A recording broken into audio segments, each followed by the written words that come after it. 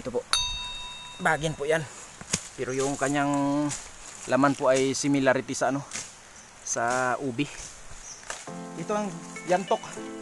Ang pangalan po ng yantok na ito ay kalapi. Mapait po yung ubod niyan, pero napakasarap po.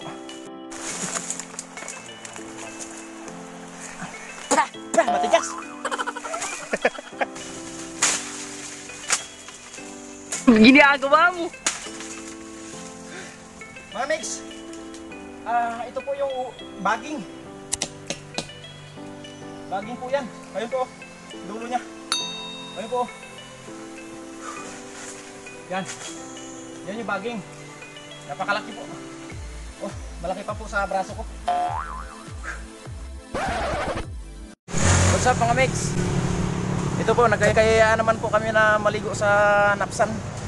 Kaya po si ano, yung aking pinsan, si Jit Lago. Ayan po yung aming mga kasamahan sa kabila, nag-aantay na po.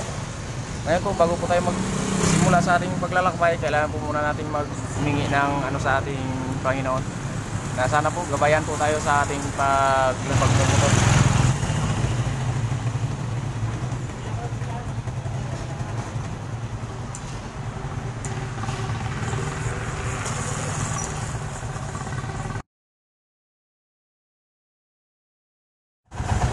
Nagmumotor lang po kami. Ayan po sa likod. Nag-aantay na po yung aking mga pinsan at aking bilas.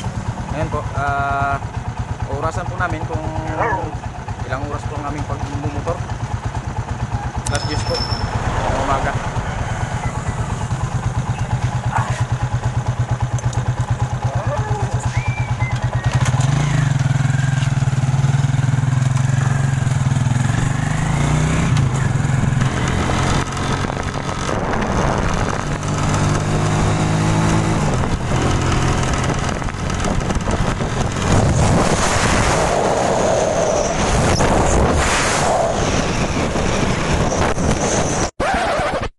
Napadaan po kami dito sa ano, bibili po kami ng isda, pampulutan.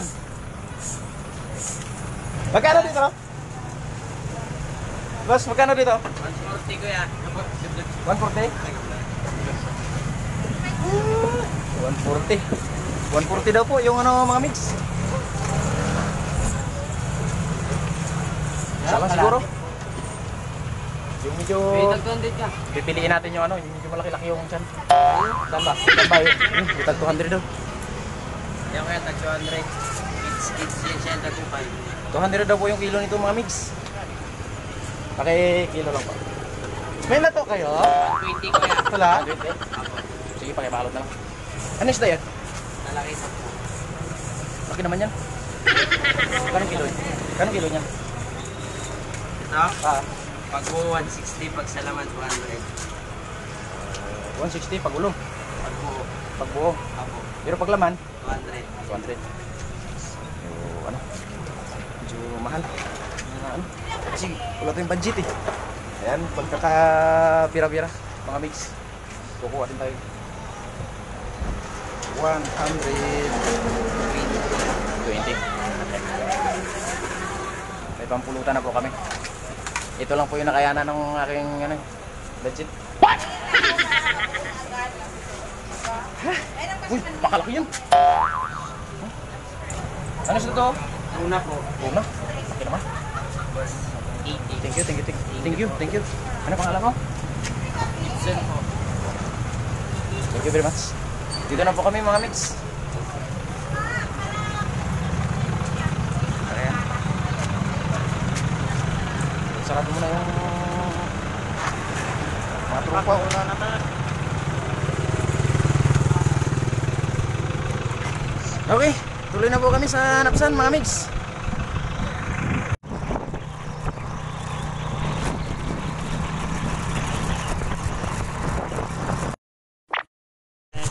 Mga mix, nakarating na po kami dito sa Napsan. 10:47. 47 minutes po ang takbo namin. 47 minutes. Mapagod-pagod din. Saka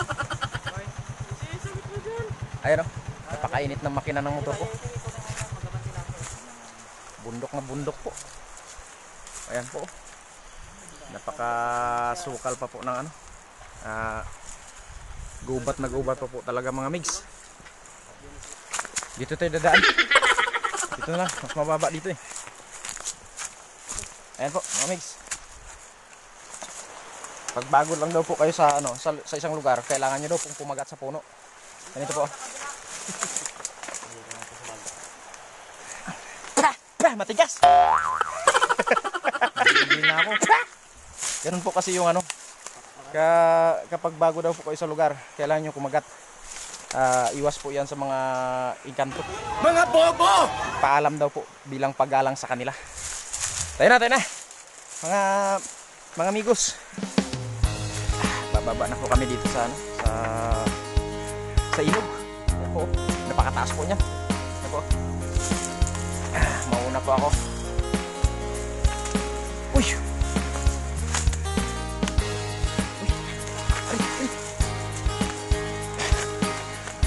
Uy! Madulas!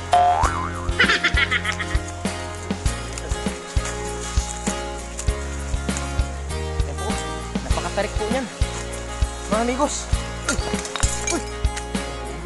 Uy! Buti man dito.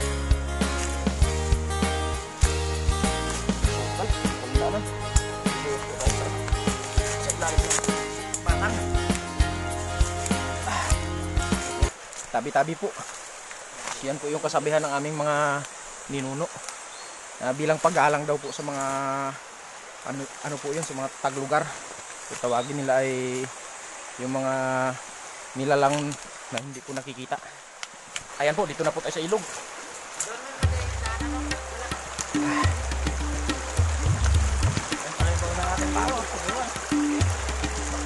So ngayon po, tatawid po tayo sa ilog.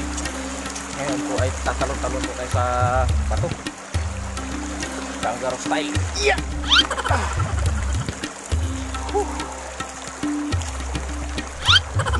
Yan.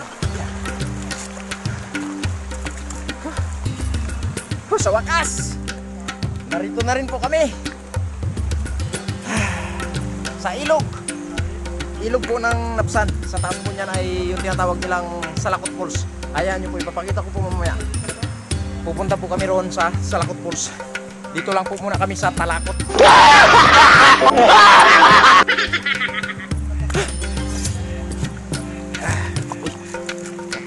Ayan po. Yan po ang aking mga kasamahan. Oh. Mga mix. Papakita ko po sa inyo mamaya. Magpapadingas po tayo ng kalayo. Ayan po. Ayan po si Pimbin. Bayaw ko po at saka minsan ko po. Magpapadingas po sila ng kalayo. Kalayo. Malalim po na Tagalog yun. Kalayo. Sa English po, fire extinguisher po yan. Gago! English po ng kalayo. Pulpitan. Yung isang isda. Kinakina. Ito po yung isda na binili po namin kanina dun sa ano, sa Talipapa. Ito lang po yung nakayanan ng pira eh. Walang-wala po talaga. WWT. Mga migs. Magtatapas po muna kami. Total nandirito naman po kami sa aming area. Tatabas-tabas po muna kami ng siyempre madamo na po yung ano. Ayan. Wala ring ibang tanim, di ba? Aking tanim. Ayan po. Tatabas po kami sa aming area.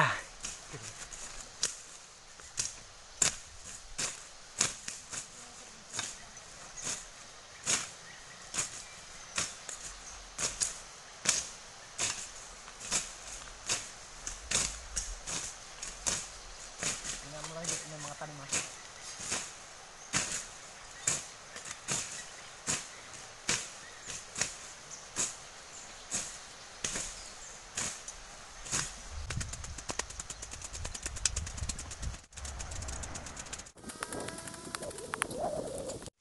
Mga migs, mayroon naman po ako nakitang kakaibang mga migs, kakaibang halaman dito po sa bundok. Bagyan po siya mga migs. Pero nararamdaman ko po na mayroon siyang laman. Hanapin po natin. Kas, anong ano to? Dali lang. Tawag nito sa iba ay lima-lima. Ayos. Ang karamihan pong naririnig ko sa pangalan ng bagi na to ay sapang. Pagkain daw po ito ng baboy, nilalaga, pero pwede din daw pong kainin ng tao. Ginagataan daw po ito. Hanapin natin yung yung kanyang laman po. Tiis lang po muna tayo sa sa selfie stick. Wala po tayong pambiling Gorilapad. Lang. Papakita ko po sa iyo ang laman ng bagi na aming nakita. Ito na. Ito na. Ito na po. Ayan. Yung kanyang katawan. Ito. Yan Yan. Ito po. Bagin po yan. Pero yung kanyang laman po ay similarity sa sa ubi. Pawis na pawis. Ito po sapang. Kung tawagin ng iba ay sapang. Pero ang tawag po talaga dito sa amin is lima-lima. Mga mix. Kuha po kami ng ng ubod ng yantok. Masarap po yan iulam sa kanin. Mapait-pait lang po, parang ampalaya po yung kanyang lasa.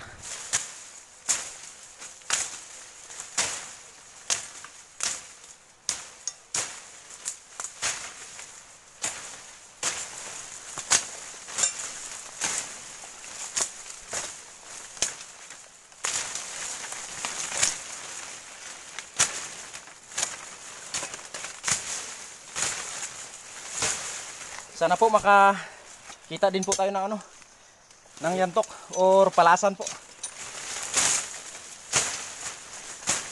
Ang tawag po ng iba ay uway.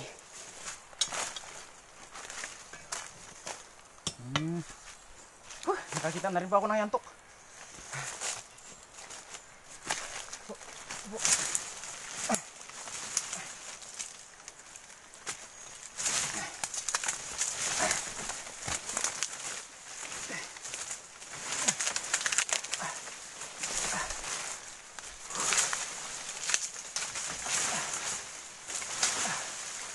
Nasaan yung dulo niya? Taas. Haba pa lang to. Sigit-sigit.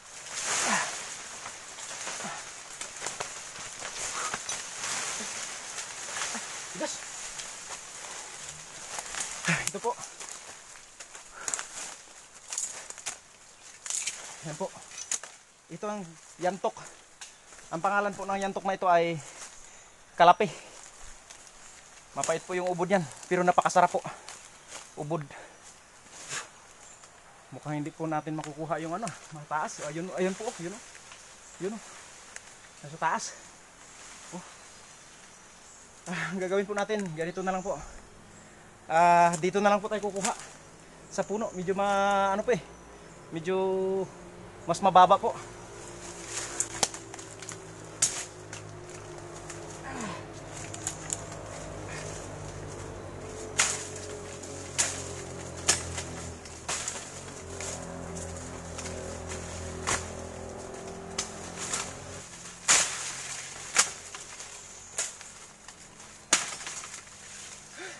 Mga mix, ito po yung baging.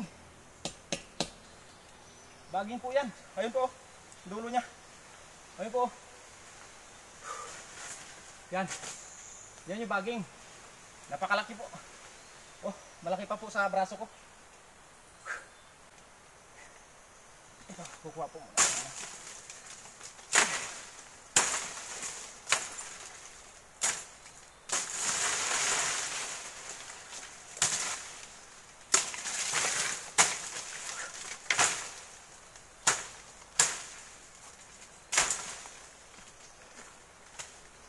Patrick!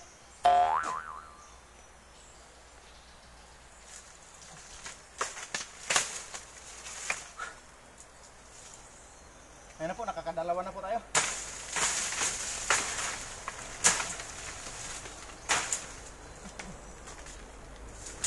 Ito po yung mahirap magkuha po ng ubod kasi napakatinik po. Ayun, pangatlo na po. Ano po tayo mga megs? Okay.